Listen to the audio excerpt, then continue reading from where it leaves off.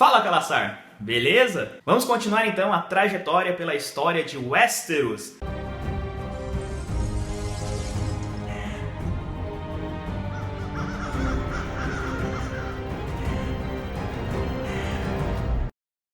Antes de continuar, queria convidar você a curtir o outro canal que eu tenho, que é o youtube.com/Novo Nerd, e também conhecer a loja do Novo Nerd, onde tem, por enquanto, só produtos de Game of Thrones. Com o tempo, outros produtos de outras séries também entrarão por lá. Por enquanto, a gente tem algumas pulseiras e daqui uns dias vão entrar algumas camisetas com estampas criadas pela equipe do Novo Nerd. E também me seguir nas redes sociais, Twitter, Snapchat, Instagram, enfim, curtir a fanpage. Tá tudo aqui na descrição do vídeo.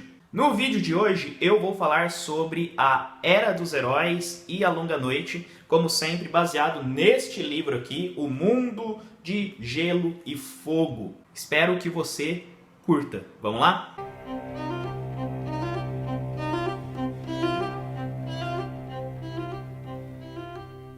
A Era dos Heróis durou milhares de anos, durante os quais reinos se ergueram e caíram.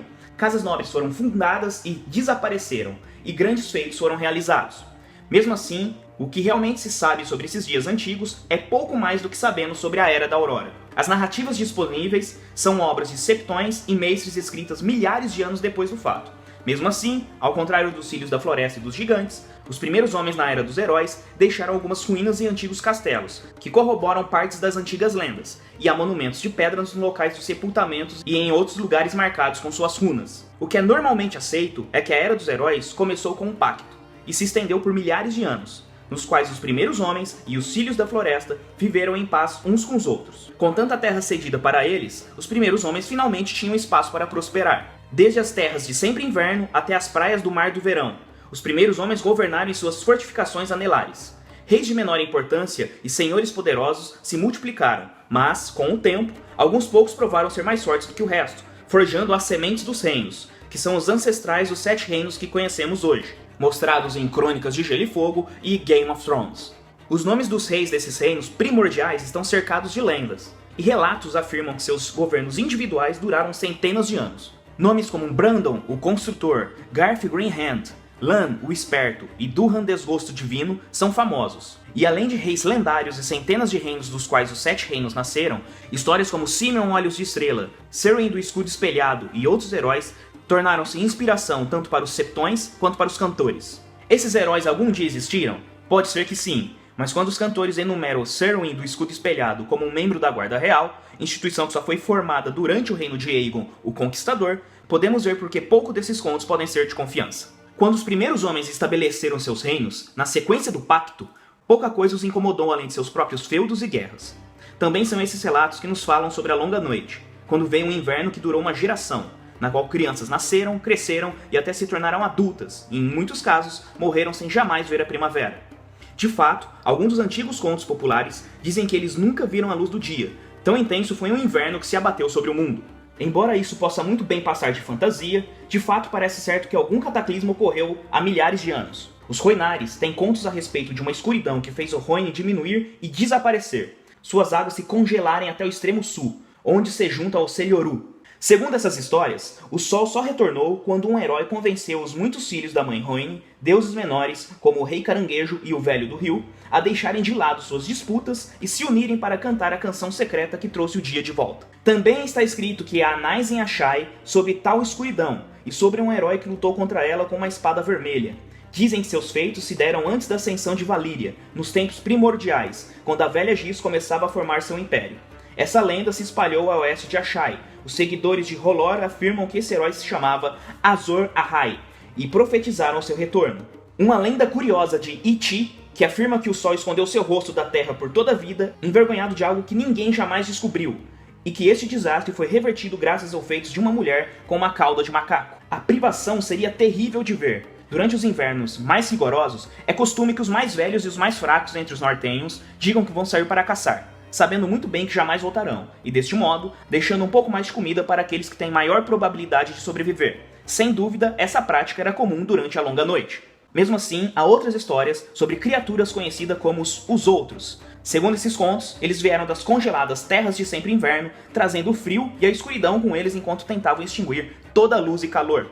Os contos prosseguem dizendo que essas criaturas cavalgavam em monstruosas aranhas de gelo e em cavalos mortos, ressuscitados para servi-los, assim como ressuscitavam homens mortos para lutar em seu nome. No norte, falam sobre um último herói que buscou a ajuda dos Filhos da Floresta. Seus companheiros o abandonaram ou morreram um a um enquanto enfrentavam gigantes vorazes, servos gelados e os próprios Outros. Sozinho, ele finalmente encontrou os filhos, apesar dos esforços dos caminhantes brancos, e todos os contos comprovam que este foi o momento da virada.